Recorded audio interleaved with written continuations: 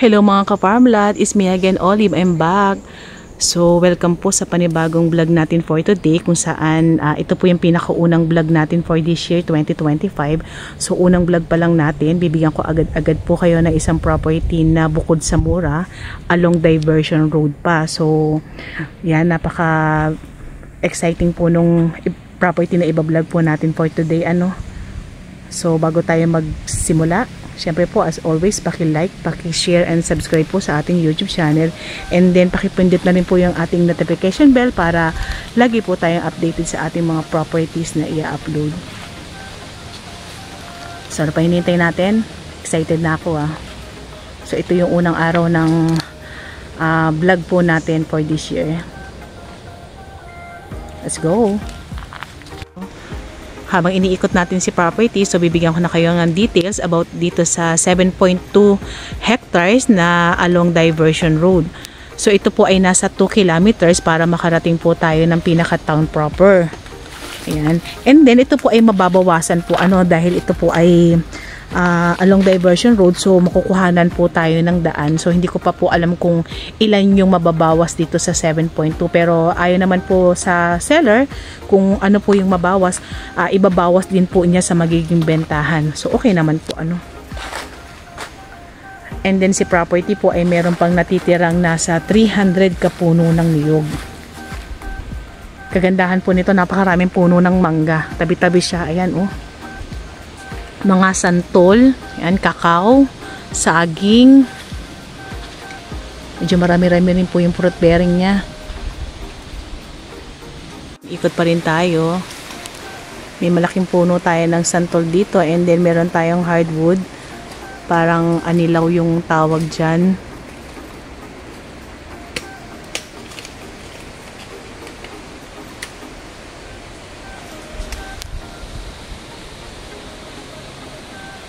Tayo.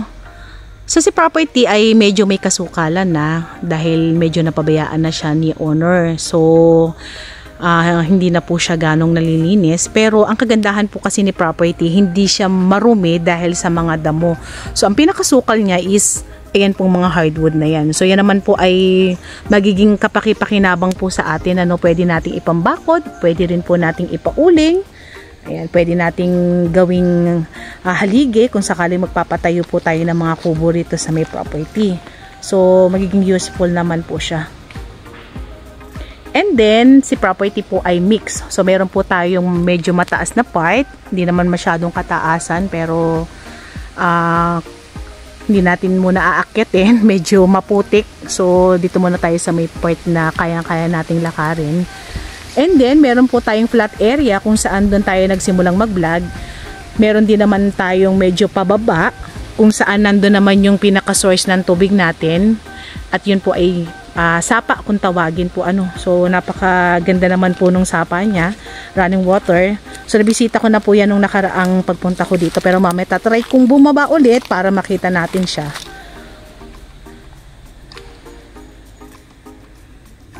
Medyo marami po yung mga hardwood natin. So, napansin ko meron tayong puno ng anilaw, malatubig. Ayan. So, yung iba hindi ko na masyadong kilala. Pero ang dami niyang mga hardwood So, lakad pa rin tayo.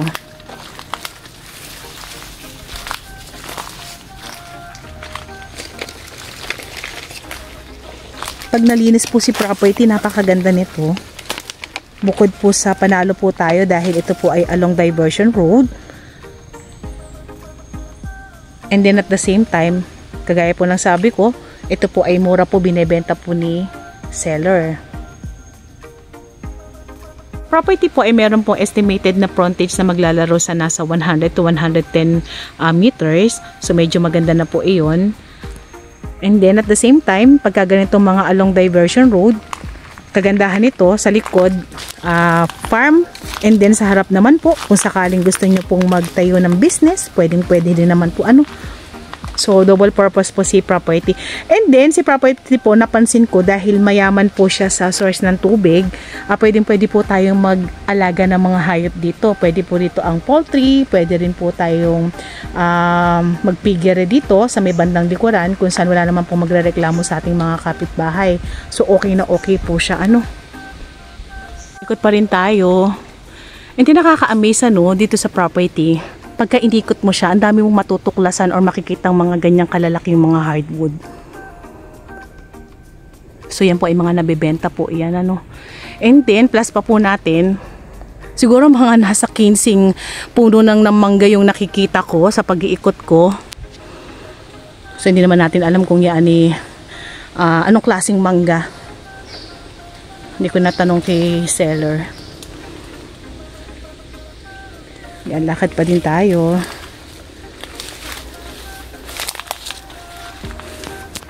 And then bigay ko na po sa inyo yung pinaka details about dito sa pinaka title po ni 7.2. Bali ito po ay TCT title and then patay na po si owner, so mga anak na lang po yung nagbebenta. So magkakaroon na lang po tayo ng extrajudicial para po dun sa ating magiging bentahan. So okay naman po sa mga anak, willing naman po silang pumirma.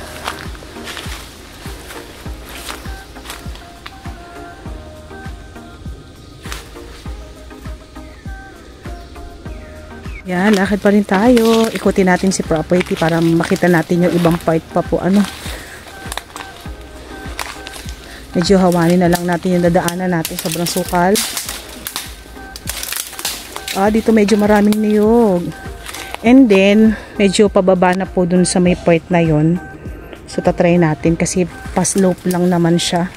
So kagandahan nitong property na to, hindi to naiistakan ng tubig kahit ilang araw nag-uulan. Kasi nga po, mix nga po yung pinakatayo ng property niya. So yung tubig, hindi po siya nai-stack. So diretso siya sa baba. Ang dami pa rin hardwood. Ang lalaki. Ayun So hindi ako familiar dyan, pero ang lalaki.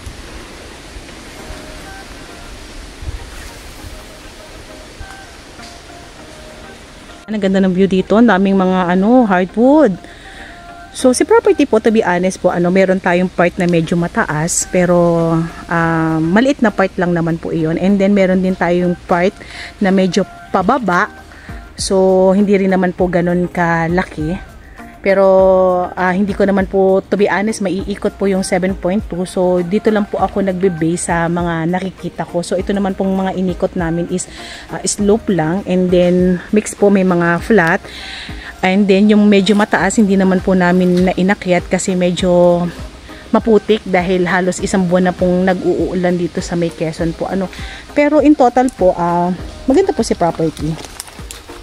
So iba naman po kasi yung mga property na talagang halos pabundok na. Ito naman po hindi. Actually naiikot ko po siya ng medyo maayos. So doon ako sa may part ng likod. Lakad pa rin tayo. Pero dahan-dahan lang dahil medyo maputik nga po. So hindi naman ako hinihingal. Yun yung katunayan na talagang smooth pa rin po yung pag-ikot natin kay property.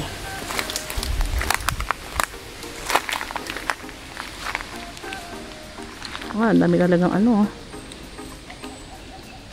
So medyo malaking pera din po ito pag napauling nyo.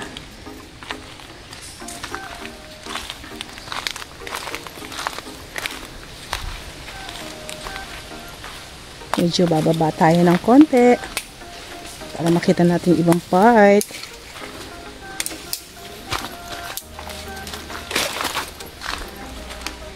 Wow. Green na green talaga yan. Very healthy po yung mga punong kahoy na nandito. Medyo mataba po kasi yung kalupaan niya. So napakagandang magtanim po dito. And then yung mga niyog natin, meron mga batang-bata pa, meron namang medyo may kataasan na, pero sa kabuuan po is puro bata pa yung mga niyog. So mas matagal pa po natin pakikinabangan. So, ibigyan ko naman po kayo ng details about dito sa mga daan na papunta dito sa property po. So, kung tayo po ay magta-travel for Manila, tayo po ay magko-consume ng nasa 7 hours para po marating po natin si 7.2 na nakalocate nga po dito sa Tagkawayan, Quezon. So medyo mahaba-haba po yung travel time po natin, ano. Pero kagandahan po nito, puro cemented road naman po yung dadaanan natin. And then, ito pong diversion road na to, kung saan nandito nga po si 7.2 hectares, bali ito po ay tatagos po hanggang Ginyangan. So, marami pong lugar na iiwasan para po ang mangyayari. Si Tagkawayan po ay magduduktong dito sa bayan naman po ng Ginyangan. And then si Ginyangan naman po, kung saan tayo lalabas, ang labas na po nito is Pinaka Lopez na po, ano. So, iiksi po yung travel time po natin. So, yan, lalabas tayo ng property para makita nyo naman po yung pinaka kalsada niya. So, labas tayo po unti-unti. And then dagdag info lang po, tayo po ay may signal ng phone dito sa mismong pinakaloob ng property.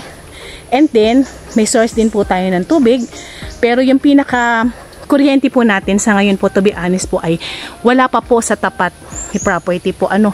So medyo mahaba-haba po yung wire na kakailanganin po natin para magkaroon po tayo ng source ng kuryente.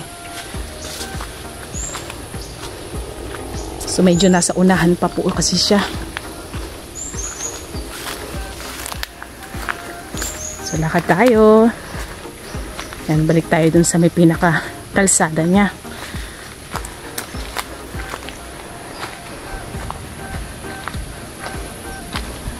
Dito na tayo sa exciting moment kung saan price reveal na po tayo.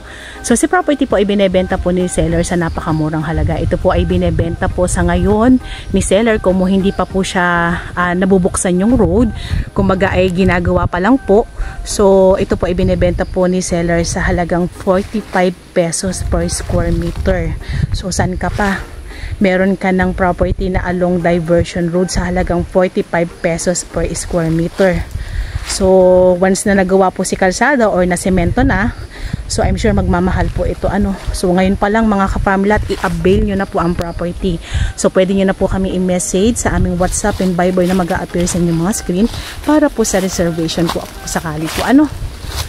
Ayan. So, mamaya papakita ko naman po sa inyo yung pinaka-road paglabas natin. So, si road naman po is ongoing naman po yung pagpapagawa po ng DPWH. Nakausap po namin si engineer nung nakaraan lang.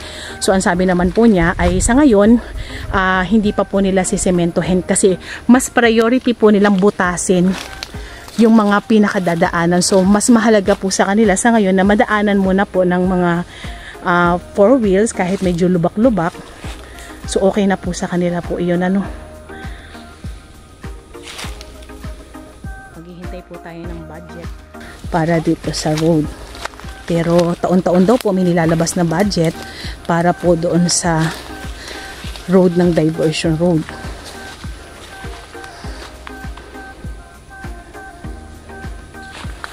Dito na po tayo sa may pinaka road. And then, pakita ko lang po ano.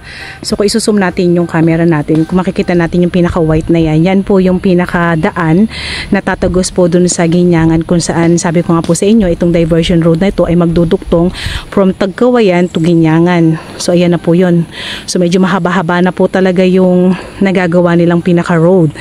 So, hindi pa lang po nasisemento po ano. So, pakita ko naman po sa inyo yung pinaka-frontage na ating property.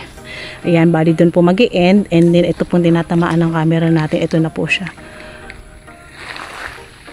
And then, doon po yung pinaka-start. Ayan, so, pag ganyan po siya, no.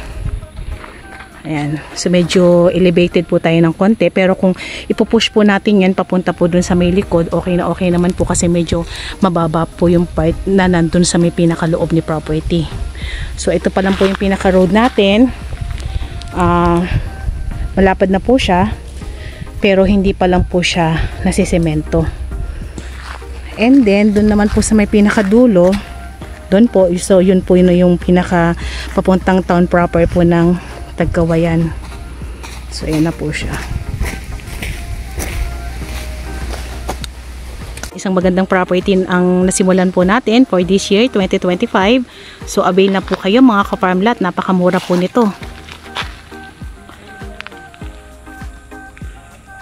So ulitin ko lang po, medyo elevated po tayo pagdating po dito sa may pinaka frontage po natin, ano, pero yan naman po pwede po nating i-push papunta po dun sa likod. So kami naman po ay nag-a-assist kung sakali pong i-avail niyo po to. So tutulungan naman po namin kayo para ma-develop po si property po, ano.